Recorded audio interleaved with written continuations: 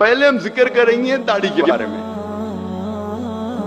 اکثر علماء، جمہور علماء یہ کہتے ہیں کہ داڑھی رکھنا مسلمان کے لیے فرض ہے. چند کہتے ہیں کہ سنت موقعہ ہے، سنت ہے، مستحب ہے، لیکن اکثر جمہور کہتے ہیں فرض ہے. جب آپ قرآن مجید پڑھیں گے تو قرآن مجید میں کوئی بھی آیت نہیں ہے جس میں لکھا ہے کہ داڑھی رکھنا فرض ہے. ایک ہی بار پورے قرآن مجید میں داڑھی کا لفظ آیا، جو میں نے تحقیق کی، پورے قرآن مجید میں داڑھی کا لفظ ایک ہی بار آیا سورہ طہ میں، سورہ نمبر 20 آیت نمبر 94 میں، جس میں کہا گیا ہے کہ ہارون علیہ السلام کہتے ہیں، اے میری ماں کے بیٹے، مجھے میری داڑھی سے مت پکڑو، نہ میرے سر کے بال سے. آپ جب بھی پڑھیں گے سورہ طہ سورہ نمبر 20 آیت نمبر 94، اس میں موسیٰ علیہ السلام جب ہارون علیہ السلام سے تیش میں آ کے بھڑکتے، جب نیچے اترتے پہاڑی سے اور دیکھتے کہ لوگ شرک کر رہے، بھڑکتے، اس وقت ہارون علیہ السلام ان کے چھوٹے بھائی فرماتے، اے میرے ماں کے بیٹے، یعنی اے میرے بھائی، مجھے میری داڑھی سے مت پکڑو، نہ میرے سر کے بال سے. اس سے یہ ظاہر ہوتا ہے کہ ہارون علیہ السلام کی داڑھی تھی. جتنی میری تحقیق ہے قرآن کے بارے میں، قرآن مجید میں ایک ہی بار یہ لفظ لکھا، داڑھی ایک بار آیا، لیکن انڈائریکٹ داڑھی رکھنا چاہیے کہنے وہ قرآن مجید میں انڈائریکٹ. قرآن مجید میں کئی بار اللہ تعالیٰ فرماتے ہیں اطیعوا اللہ و اطیعوا الرسول، اللہ کی اطاعت کرو، اللہ کے رسول کی اطاعت کرو. اللہ کی بات مانو، اللہ کے رسول کی بات مانو. سورہ ال عمران سورہ نمبر 3 آیت نمبر 32، سورہ ال عمران سورہ نمبر 3 آیت نمبر 132، سورہ نساء سورہ نمبر 4 آیت نمبر 59، سورہ مائدہ سورہ نمبر 5 آیت نمبر 92، سورہ انفال سورہ نمبر 8 آیت نمبر 1، سورہ انفال سورہ نمبر 8 آیت نمبر 20، سورہ انفال سورہ نمبر 8 آیت نمبر 46، سورہ نور سورہ نمبر 24 آیت نمبر 54، سورہ محمد سورہ نمبر 47 آیت نمبر 33، سورہ تغابن سورہ نمبر 64 آیت نمبر 12، سورہ مجادلہ چیپٹر نمبر 58 ورس نمبر 13. کئی جگہ قرآن مجید میں اللہ تعالیٰ فرماتے اطیعوا اللہ و اطیعوا الرسول،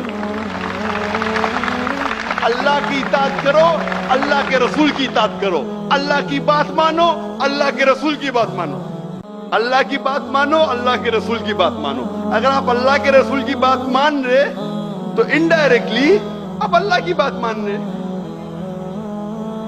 ہم ابھی جاننے کی کوشش کریں گے اللہ کے رسول کیا فرماتے ہیں داڑھی کے بارے میں. اللہ کے رسول محمد صلی اللہ علیہ وسلم فرماتے ہیں، صحیح بخاری میں اس کا ذکر ہے، جلد نمبر 7 بک آف ڈریس کتاب اللباس چیپٹر نمبر 64 حدیث نمبر 780. ابن عمر رضی اللہ عنہ فرماتے ہیں کہ محمد صلی اللہ علیہ وسلم نے کہا، جو یہودی کرتے ہیں اس کا الٹا کرو. Do the opposite of what the Jews do. داڑھی رکھو اور مونچھوں کو کتراؤ. Keep the beard and trim the mustaches. اس کی بعد والی حدیث صحیح بخاری کتاب اللباس book of dress chapter number 65 chapter number 65 حدیث نمبر 781. ابن عمر رضی اللہ عنہ فرماتے ہیں کہ اللہ کے رسول کہتے ہیں کہ مونچھوں کو کتراؤ اور داڑھی کو بڑھاؤ. یہ اللہ کے رسول کا فرمان ہے، داڑھی کو بڑھاؤ اور مونچھوں کو کتراؤ. مجھے یاد آ رہا ہے کہ سب سے پہلی بار جب میں جوان تھا، ابھی بھی جوان ہوں ماشاءاللہ، جب میڈیکل کالج میں تھا اور میری داڑھی ایک دم چھوٹی چھوٹی تھی، ایک دم تھوڑے بال ادھر تھوڑے بال ادھر، ابھی بھی اچھی نہیں لیکن ادھر تھوڑے بال ادھر تھوڑے بال. تو ایک مسلمان نے کہا، او ذاکر بھائی کیا نورانی چہرہ. تو میں نے کہا جزاک اللہ میرے ہمت افزائی کا. مسلمان ماشاءاللہ ہمت افزائی کر رہا تھا میرا، ارے بہت اچھا نورانی چہرہ. تو میں یہ کہتا ہوں کہ اگر داڑھی آپ کے چہرے پہ اچھی نہیں لگتی ہے، چند لوگوں کے چہرے پہ داڑھی اچھی نہیں لگتی، کئی لوگوں کے چہرے پہ داڑھی اچھی لگتی ہے. اگر داڑھی آپ کے چہرے پہ اچھی لگتی ہے اور اگر آپ مسلمانوں کے داڑھی رکھتے تو انشاءاللہ آپ کو ثواب ملے گا. لیکن اگر داڑھی آپ کے چہرے پہ اچھی نہیں لگتی फिर भी आप अल्लाह की मोहब्बत में, अल्लाह का कहना मानने के लिए, अल्लाह के रसूल का कहना मानने के लिए दाढ़ी रखते हैं, तो इंशाअल्लाह आपको और सवाब मिलेगा।